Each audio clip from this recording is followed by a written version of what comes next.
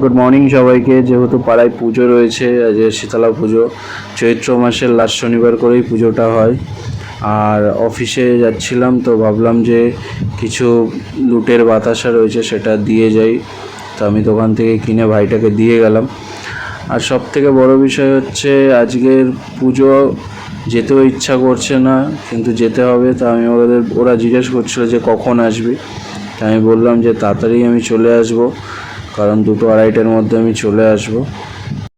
Office থেকে সোজা এসে মন্দিরের দিকেই গেছিলাম, কারণ সুকৃতি আর মাও মন্দিরেই ছিল। আর ভিড়ও অনেক হয়েছিল, দেখো ডালা প্রচুর লেভেলের পড়েছিল মাকে পুজো।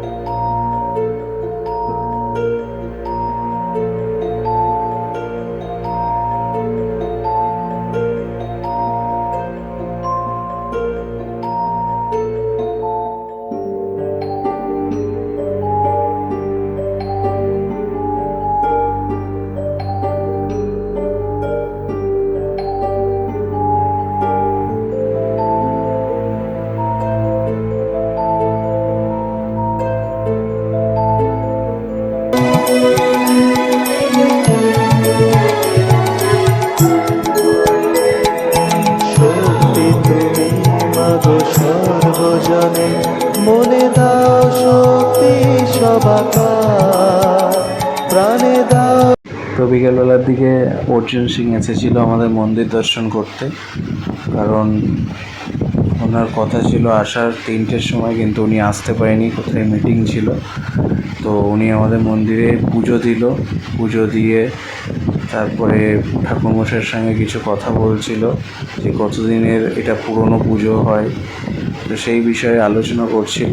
আর সেকেন্ড, দেখা যায় এই ফার্স্ট টাইম আমাদের পাড়াতে আসে অর্জুন সিং, কারণ এর আগে কখনোই আসেনি অর্জুন সিং।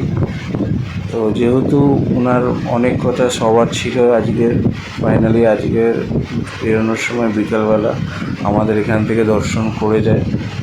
তো আমাদের পাড়ার লোক প্রচুর এসেছিলো এখানে অর্জুন সিংকে দেখতে, আর আমরা মন্দিরেই বসেছিলাম সেই সময়।